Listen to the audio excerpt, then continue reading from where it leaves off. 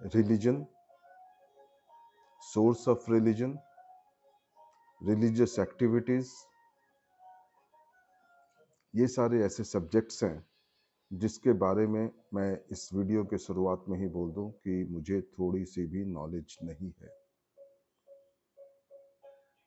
मैंने इस वीडियो को सिर्फ इस पॉइंट ऑफ व्यू से बनाया है कि जो हमारे संविधान में सेक्युलरिज्म का जो कॉन्सेप्ट है, जिस कॉन्सेप्ट को हमारे फोर फादर्स ने अडॉप्ट किया at the time of adoption of our constitution, article 25 to 30 and then 15 and 16 में 14 में भी, उस कॉन्सेप्ट्स का ओरिजिन अगर हम खोजें तो कहाँ मिले। 42nd अमेंडमेंट से फॉर्मली सेकुलरिज्म वर्ड को डाल दिया गया संविधान में। तो जब हम इसके थोड़ा सा रिसर्च करते हैं तो हमें इस बात को समझने की जरूरत होती है कि आप एक ऐसा सिचुएशन को इमेजिन करें समझने के लिए। बस ये मतलब इसको, अगर किसी धार्मिक भावना का आहत होता है मेरे इस वीडियो से तो मैं शुरू में ही माफी मांगता हूं। मैं बस एक सेक्युलरिज्म के कॉन्सेप्ट को समझाने के लिए एक विशेष तरीके से इसको प्रेजेंट करने की कोशिश कर रहा हूं कि ये सेक्युलरिज्म आया कहां से। क्या अगर हम सेक्युलरिज्म वर्ड बोलें तो एक धर्म के प्रति तुष्टिकरण को शो करता है, या किसी एक धर्म को रिजेक्ट करना या नेग्लेक्ट करने की बात आती है? क्योंकि secularism for and secularism against का कॉन्सेप्ट हमें दिखाई देता है। तो अगर इसको ट्रू फॉर्म में खोजा जाए कि ये है क्या, ताकि इसको समझा जा सके कि सेक्युलरिज्म है क्या, तो बस उसको समझने के कॉन्सेप्ट से ये वीडियो मैंने बनाया है। इसको कहीं से भी धर्म से ना जोड़ा जाए, धार्मिक आस्थाओं से ना जोड़ा जाए, धार्मिक गतिविधियों से ना जोड़ा जाए, और किसी को भी कोई भी ऐसी बात लगती है तो मैं शुरू से ही माफी मांगता हूं। अब अगर हम इस कॉन्सेप्ट को देखें तो इसको समझने के लिए एक तरीका जो मैंने सोचा वो ये है कि अगर हम एक ऐसा सिचुएशन इमेजिन करें जब दुनिया बनी और जब ह्यूमन काइंड पहली बार होश संभाला होगा इस धरती पर, इस कॉस्मोस में, तो उसने क्या पाया होगा।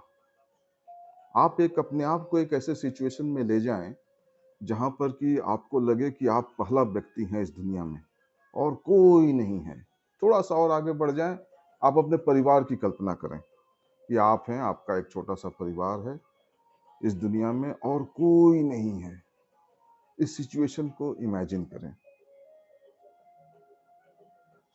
तो वैसे परिस्थिति में क्या ध्यान में आता है?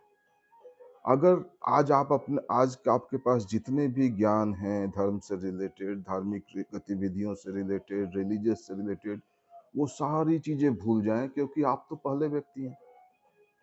अभी हिंदुइज्म को उदय होना है, क्रिश्चियनिटी को उदय होना है, मुस्लिम धर्म का उदय होना है, सिखिज्म का उदय होना है। पहला व्यक्ति, पहला दिन, पहला दिन दुनिया का, ऐसे एक परिस्थिति की कल्पना करने की बात कर रहा हूँ। कोई धर्म नहीं, कोई भगवान नहीं है, कुछ नहीं है, सिर्फ आप हैं। आपको भगवान का नॉलेज भी नहीं है, आपको धार्मिक गतिविधियों का नॉलेज भी नहीं है। जो सुप्रीम अथॉरिटी है, जो धर्म के शास्त्रों में जो कहा जाता है, जो सुप्रीम अथॉरिटी, धार्मिक अथॉरिटी बोल दें, जो भी अथॉरिटी बोल दें, वो अगर है भी तो आपको उसका ज्ञान नहीं है, क्योंकि आप एबीसीडी भी नहीं जानते। आप हैं और आपका छोटा सा परिवार है और कुछ नहीं है। ये एक इमेजिनरी सिचुएशन बोल रहा हूं। उस परिस्थिति में क्या आता है आपके मन में? कि आप हैं, आपका छोटा-सा परिवार है। तो जब छोटा-सा परिवार है तो ऑब्वियसली कुछ दिक्कतें होंगी। जब आपको अचानक महसूस होगा कि कुछ हो रहा है, तब पता चलेगा कि जिसको कि मैं आज के डेट में हम लोग भूख समझते हैं, प्यास समझते हैं। ये जो बात आएगी, उस समय आप भूख और प्यास का भी अनुभव एहसास से कर पाएँगे। पहली बार जब आपको भूख का एहसास होगा, पहली बार जब आपको प्यास का एहसास होगा, ये वैसी परिस्थिति है। और जब ये बढ़ती जाएगी, आपको अचानक पता चलेगा कि अनायास ही आप कुछ लेकर के मुँह में डाल देंगे तो वो भूख के का परिस्थिति थोड़ा-सा कम हो जाएगा, तो आपको पता चलेगा कि हाँ, ये कुछ लेकर के अगर मुँह में डाल दिया जाए, तो जो भूख से पैदा हुई परिस्थिति है, जिसको कि आप उस समय जानते भी नहीं हैं, वो कुछ कम हो जाती है। ऐसी परिस्थिति में आप हैं, प्यास लगती है, तो आप भूख समझ करके कुछ खाने जाते हैं, फिर भी वो परिस्थिति कम नहीं होती। अचानक गलती से आप एक पानी पी लेते हैं, तो आपको लगता है कि ये वाली जो फीलिंग है, वो पानी पीने से दूर होती है। मतलब आप सीख रहे हैं। आप भूख क्या है ये समझ रहे हैं, प्यास क्या है ये समझ रहे हैं। ये वो परिस्थिति है। आप अनायास ही साँसें लिए जा रहे हैं, आपको पता नहीं है कि साँस का महत्व क्या है। ये वो परिस्थिति में आप हैं। सोचिए क्या होगा? आपको भगवान के बारे में कोई इल्म नहीं है, कोई नॉलेज नहीं है, कोई ज्ञान नहीं है। तब उस परिस्थिति की मैं कल्पना करने की बात कर रहा हूँ। क्योंकि दुनिया कभी न कभी उस परिस्थिति में थी। धीरे-धीरे आज की परिस्थिति में हम आए हैं, लेकिन आप उस परिस्थिति में जाइए। उस परिस्थिति में जाने के बाद जो पहला चीज़ होता है, भूख, प्यास, इसका सामना होता है, इसका एहसास होता है, इसको दूर करने के लिए जद्दोजहद शुरू होती है। कुछ भी फैसिलिटीज़ नहीं है दुनिया में आपके लिए। आपके दुःख बढ़ते जाते हैं। दिन-रात आप भूख और प्यास को दूर करने में लगे रहते हैं। इन परिस्थितियों में अचानक आपको पता चलता है कि पानी भी नहीं मिल रहा। फिर कुछ दिनों बाद पता चलता है कि आसमान से वही उस पानी की तरह का कोई चीज़ आ रहा है, जिसको वर्षा बोलते हैं, बारिश। तब आपको धीरे-धीरे ज्ञान होता है कि इतने दिनों के बाद बारिश होती है। इतने दिनों के बाद पानी सूख जाता है, गर्मी हो जाती है।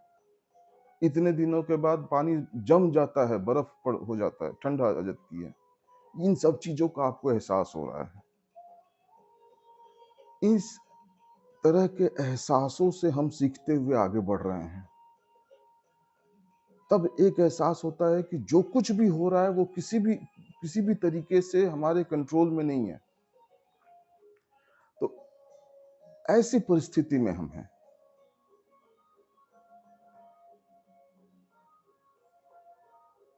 जब ऐसी परिस्थिति लगातार चलती है, फिर हम लोग होते हैं, हमारी तरीके से 2 और फैमिलीज़ हैं, 10 फैमिलीज़ हैं। जब इस तरीके की परिस्थिति पूरा एक समूह के रूप में होने लगता है, तब दुःख मानव का उदय, और उसके मानव के उदय के बाद दूसरी सबसे बड़ी जो चीज़ आती है, वो है सफरिंग्स, दुखों का उदय। मानव के साथ ही दुःख आता है, आया। तो उन सफरिंग्स के लगातार सफरिंग्स, कोई पता नहीं क्या होगा। तब जब ह्यूमन काइंड, उसके बाद सफरिंग्स, और सफरिंग्स के बाद जब लगातार सफरिंग्स के से गुजरते हुए हमारे पास कोई ऑप्शन नहीं होता, तब कॉन्सेप्ट आता है फेथ। हमें एक विश्वास होता है कि कुछ दिनों के बाद बारिश होगी। बहुत गर्मी पड़ रही है, तो बहुत अजीब-सा लग रहा है, जिसको कि आज हम गर्मी का सीज़न बोलते हैं। तो उस समय कुछ विश्वास होता है कि हाँ, कुछ दिनों के बाद ये सिचुएशन खत्म हो जाएगी, बारिश आ जाएगी, ठंड हो जाएगा। ये जो विस शुरू के दौरान हमारी ज़िंदगी में होता है, ये फ़ेथ के रूप में आता है, क्योंकि हम कैलकुलेट नहीं कर रहे हैं। सीज़नल कैलकुलेशंस का कॉम्पिटेंसी नहीं है हमारे पास। तो ये फ़ेथ के रूप में आता है। और यही जब लगातार आगे बढ़ता रहता है, ह्यूमन काइंड दुःख और दुःख के साथ फ़ेथ, जब ये लगातार आगे बढ़ता रहेगा, तो धीरे, धीरे, धीरे, धीरे एक स्टेज आएगा, जहाँ पर उन्हीं ह्यूमन काइंड्स में से कुछ एनलाइटेंड लोग होंगे, जो कि उस फ़ेथ के बेसिस पर रिलिजन का कॉन्सेप्ट लेकर आते हैं। और वो रिलिजन का कॉन्सेप्ट कैसे आता है, उसको भी अगर आप देखें ध्यान से, प्रभु श्री राम का जिंदगी या उससे संबंधित जितनी भी चीजें हैं, उसको अगर हम ठीक से देखें, तो बहुत क्लियर है कि दुखों से शुरुआत हुई। फिर हम सीखते हैं कि प्रभु श्री राम की जिंदगी भी दुखों से उसकी शुरुआत होती है, उनकी जिंदगी की शुरुआत। फिर जाकर के आगे बढ़ते हैं, फिर हम उनको एक पुरुषोत्तम के रूप में स्वीकार करते हैं। ऐसे ही जीसस क्राइस्ट दुखों से जिंदगी शुरू हुई। ऐसे ही आप देखेंगे सिख गुरुओं के उनके बलिदान के किस्से अमर हैं, कभी नहीं भुलाया जा सकता। तो आप देखेंगे बलिदान से शुरू होता है, और एक तरीके से पता चलता है, लोगों को ये सीख मिलती है कि जो जिंदगी में दुख हैं, उसको दूर करने के साधन के रूप में आप रिलीजन बोल लें, धर्म बोल लें, जो कुछ भी बोलें, वो एक स्ट्रक्चर सामने आता है कि जब आपके पास दुख हो तो आपको कैसे बिहेव करना चाहिए। इस तरीके से हम सीखते हैं। और जब दुखों से पूरा इतने दिनों के दुखों के बाद जब हमें एज ए ह्यूमन बीइंग ये सीखते हैं,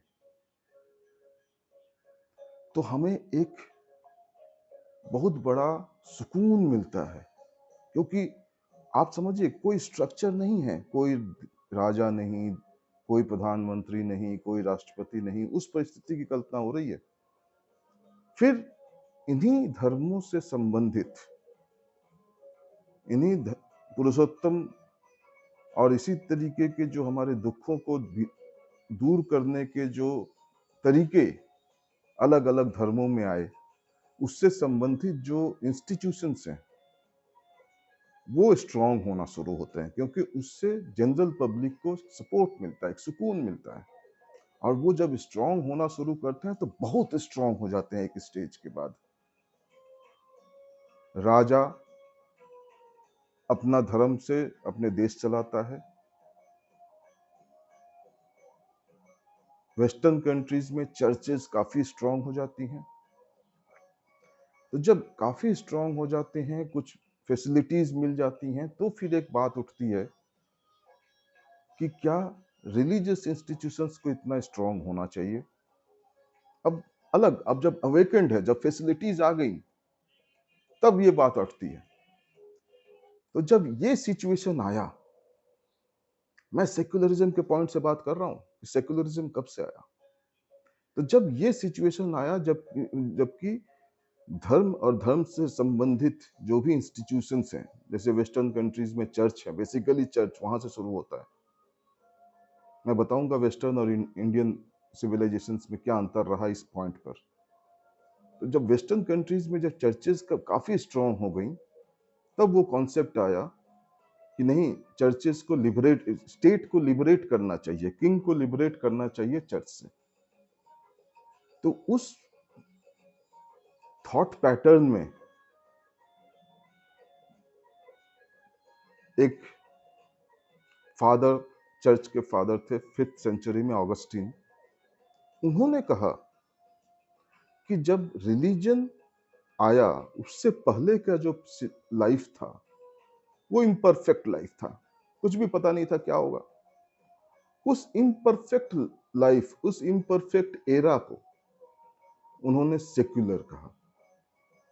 और वो एक तरीके से जो ये कॉन्सेप्ट था सेक्युलरिज्म का, सेक्युलर वर्ड का, वो एंटी चर्च के रूप में प्रोजेक्ट किया गया कि सेक्युलर लाइफ जो था वो चर्च के अगेंस्ट में है।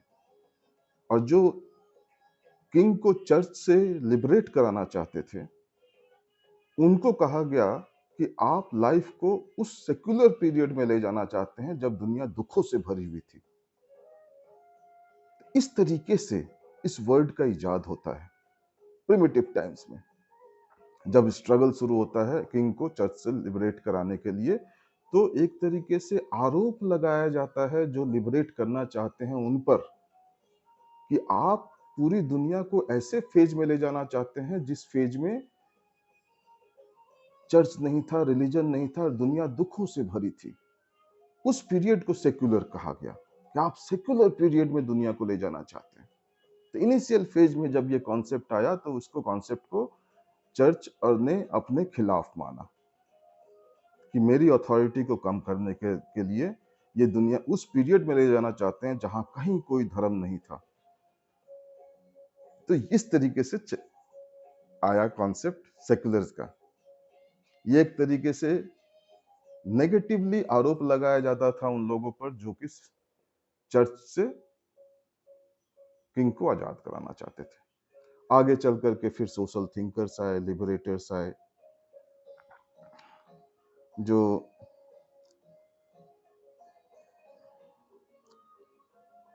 फिर कॉन्सेप्ट आया सेक्युलम का। तो अल्टीमेटली जॉर्ज जैकब होलियॉक और जीन बाउबार्ट, ये लोग जो प्रेजेंट कॉन्सेप्ट है सेक्युलरिज्म का वो लेकर के आए। उनके हिसाब से सेक्युलर वर्ल्ड जो था, सेक्युलर वर्ल्ड जो है वो वर्ल्डली अफेयर्स को दिखाता है, वर्ल्ड में जो एज इट इज सिचुएशंस हैं, और रिलीजन जो है वो हेवनली अफेयर्स को दिखाता है। और उन्होंने वर्ल्ड को हेवन से अलग करने की कोशिश की in order to liberate king from churches. और फिर उन्होंने वो कॉन्सेप्ट दिया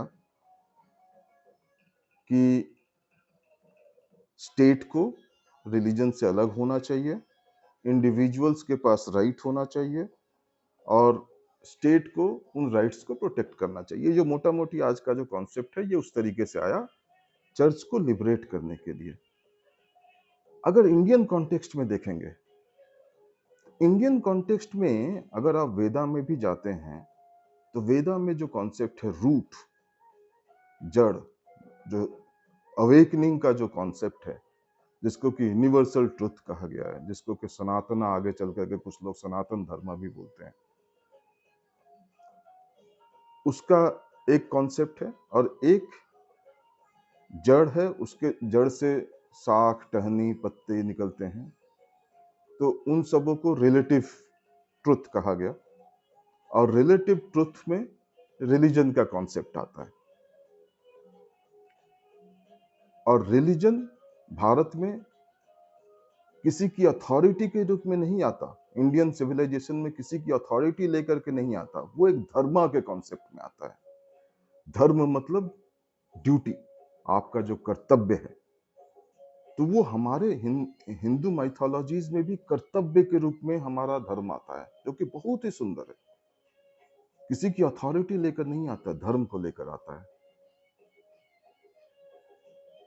ऐसी परिस्थिति में भारतीय सिविलाइजेशन को देखेंगे तो अशोका और हर्ष चरित्रा, अशोक वंदना देखेंगे, तो शुरू से ही हम उस कॉन्सेप्ट को लेकर चलते हैं जिसमें हम किसी से वैराग्य नहीं रखते, किसी से हम घृणा नहीं करते, सबसे प्यार करते हैं, सबको सब चीज का अधिकार देते हैं। और फिर ये वो कॉन्सेप्ट है जो कि हमारे यहाँ आगे चल करके इसी को सेक्युलरिज्म कहा गया कि राजा जो है वो अपना धर्म किसी पे भी नहीं थोपेगा, सबके धर्मों की रक्षा करेगा, आदर करेगा, जो कि सिविलाइज जब इंडिया फिर अल्टीमेटली जब इंडिपेंडेंट होता है, तो फिर ये कहा गया कि राजा किसी भी धार्मिक गतिविधि में, प्रधानमंत्री या फिर स्टेट या गवर्नमेंट किसी भी धार्मिक गतिविधियों में शामिल नहीं होगा, और वो हर नागरिक के धर्म की रक्षा करेगा, धार्मिक अधिकारों की रक्षा करेगा। अगर कहीं कोई गलती होती है, कोई वायलेशन होता है, तो उसको प्रोटेक्ट करेगा। इस तरीके से अगर हम सोर्स देखें इस पूरे कॉन्सेप्ट का, तो सेक्युलरिज्म का कॉन्सेप्ट जो आया, वो धर्म से के शुरुआत से पहले का कॉन्सेप्ट है। सेक्युलरिज्म का जब हम बोलते हैं, तो ये इसका शुरुआत होता है उस समय जब धर्म नहीं था, धर्म के बारे में जानकारी नहीं थी। बाद में जब लिबरेट किया गया किंग को चर्च से, और उसके बाद की परिस्थितियों में फिर आगे चल करके ये हुआ कि ठीक है, अब एक डेमोक्रेटिक फॉर्म ऑफ गवर्नमेंट है, तो उसमें उसी कॉन्सेप्ट को लेकर के आएंगे, लेकिन एक व्यवस्थित समाज में, एक पूरा व्यवस्थित समाज। शुरू का जो सेक्युलर का कॉन्सेप्ट था, वो अव्यवस्थित समाज को सेक्युलर के रूप में प्रोजेक्ट किया गया, और वो आरोप के रूप में प्रोजेक्ट किया गया कि वो अव्यवस्थित समाज था, दुखों भरा समाज था, जिसको कि सेक्युलर बोला गया। अब जो है व्यवस्थित समाज है, और व्यवस्थित समाज में चर्च का या रिलीजन का स्टेट पर कोई पावर नहीं, कोई कंट्रोल नहीं। इस कॉन्सेप्ट में ये एक रिफाइंड फॉर्म ऑफ सेक्युलरिज्म है। पुराने कॉन्सेप्ट्स को हम लेकर के अभी आते हैं रिफाइंड फॉर्म में, कि अब ये मिक्स्ड हो गया एक तरीके से। शुरू में देखें कि अब इम्परफेक्ट वर्ल्ड जो दुखों से भरा था, उसमें कोई व्यवस्था नहीं थी। अब क्या है, एक परफेक्ट वर्ल्ड है, हर लोग परफेक्ट बनाना चाह रहे हैं, एक व्यवस्था है, डेमोक्रेटिक फॉर्म है। तो इस परिस्थिति में ये क्लियर हो जाता है कि ये जो सेक्युलरिज्म है, इसका कॉन्सेप्ट आया शुरू से, लेकिन इस कॉन्सेप्ट को हम आज की परिस्थिति में देखेंगे कि व्यवस्थित दुनिया में हर इंडिविजुअल को हर रिलीजियस राइट्स देते हुए, उसको प्रोटेक्ट करते हुए, राजा, किंग, पार्लियामेंट, गवर्नमेंट उस रिलीजियस एक्टिविटीज में पार्टिसिपेट नहीं करेगा। तो इम्परफेक्ट वर्ल्ड का रिलीजन, इम्परफेक्ट वर्ल्ड का कॉन्सेप्ट और परफेक्ट वर्ल्ड का रिलीजन को मिक्स किया गया, और रिलीजन को इंडिविजुअल पर ले जाया गया, और ले जाकर के राजा को रिलीजन से अलग किया गया, पार्लियामेंट को अलग किया गया, चर्च किंग को अलग किया गया, और चर्चेस को पर्सनलाइज्ड किया गया कि आपका फेथ, आस्था जो भी है, ये पर्सनल है, इंडिविजुअल है, उसको आपका व्यवस्थित समाज प्रोटेक्ट करेगा। अगर आपको कोई वायलेट होता है, तो उसको प्रोटेक्ट, अपना पूरा इंस्टीट्यूशन लगाएगा प्रोटेक्ट करने के लिए। ये कॉन्सेप्ट आया रिफाइंड फॉर्म में सेक्युलरिज्म का। ये किसी भी धर्म के खिलाफ नहीं, उस समय तो कोई धर्म नहीं था जब ये कॉन्सेप्ट आया, और इस कॉन्सेप्ट को उस समय के लिए जोड़ा गया जब कोई धर्म नहीं था। इसलिए सेक्युलरिज्म का धर्म से कोई लेना देना नहीं। तो ये मेरा दूसरा वीडियो था सेक्युलरिज्म पर। अब तीसरे वीडियो में हम लोग आएंगे कॉन्स्टिट्यूशनल असेंबली डिबेट्स और कुछ जजमेंट्स। Thank you.